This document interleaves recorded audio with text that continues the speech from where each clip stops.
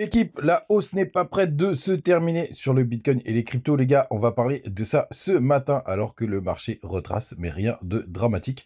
J'espère que vous êtes prêts avec un BTC qui est à 107 700 $, on perd 1,6%. Ether qui se maintient beaucoup plus de 1700 $, on perd 1%. Le reste de la map est assez rouge ce matin après le petit rallye aussi d'hier. Crypto Clébar et TRX perdent entre 3,5 et 5,5%. On a Hype, lui, qui se maintient quand les autres sont en train de retracer. ADA, lui, il perd quasiment 4%. C'est pareil pour Avax et Lynx. Qu'est-ce qu'on a d'autre d'intéressant? XMR et BGB qui perdent 3%. TAO, lui, qui perd 6,8%. C'est la grosse correction du jour, tout simplement. Mais il avait pas mal performé. Et Ondo est 50e aujourd'hui.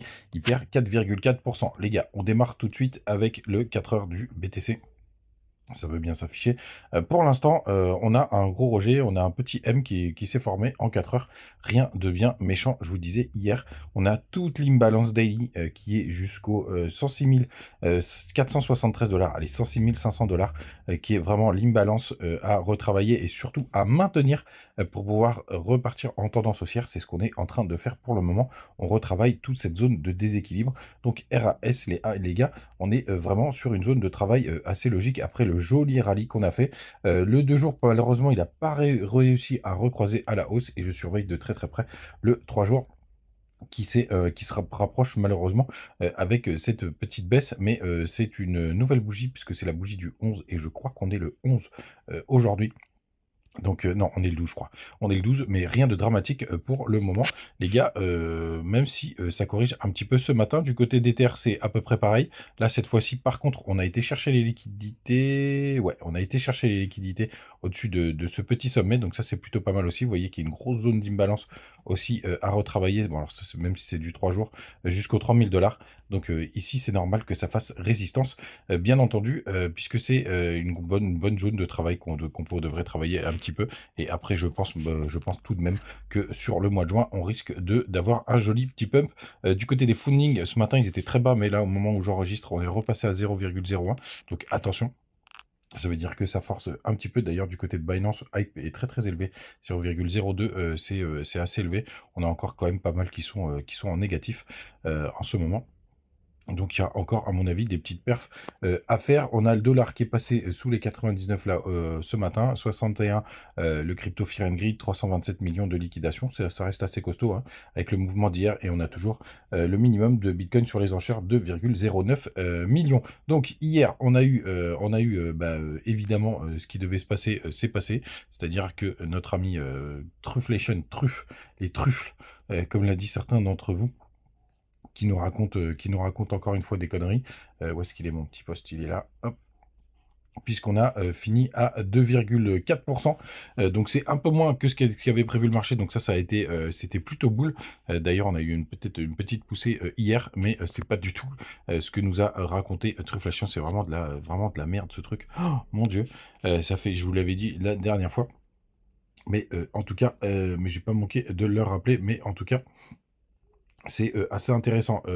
Aberkan qui partageait un truc ce matin, c'est intéressant, c'est l'indice pizza. C'est en gros autour du Pentagone, quand il y a beaucoup de commandes de nourriture et un pic de commandes de nourriture, ça veut dire qu'il s'enferme dans le Pentagone et que potentiellement il va y avoir une décision géopolitique, une décision majeure. Donc on va surveiller ça de près. C'est un indicateur qui m'avait fait découvrir et qui est intéressant. Et pour ça, pourquoi je vous en parle, pas pour vous parler de géopolitique, parce qu'on fait pas ça ici, peut-être un jour, mais pas en ce moment, c'est qu'il pourrait y avoir du mouvement et des décisions, tout simplement. Et évidemment, dans ces cas-là, ça pourrait nous impacter. On continue avec les petites infos, notamment du côté de la Bitcoin dominance, parce que c'est plutôt pas mal ce qu'on a fait. Parce qu'on a fait un nouveau plus bas, même si c'est pour l'instant, c'est une mèche. Hop, j'ai enlevé Ishimoku, parce qu'on s'en fout. Vous voyez, hop. On a une petite inversion de tendance, puisque vous voyez, on a breaké en dessous du dernier sommet, enfin du dernier creux. On a breaké les bougies pleines et on a fait un nouveau plus bas avec cette bougie d'hier. Donc ça, c'est plutôt pas mal.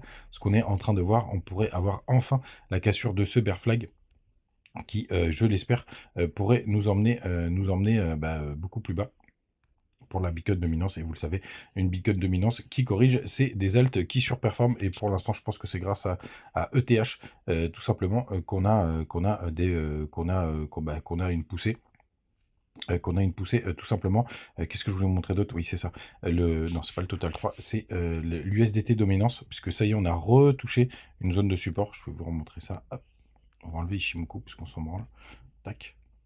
On va passer en normal, vous le savez, et vous voyez, hier, on a retagué le gros support ici. Comme je vous disais, moi, je ne m'attends pas à ce qu'on tienne ce support parce qu'on l'a déjà briqué, mais ce sera sur cette zone où il faudra faire très, très attention.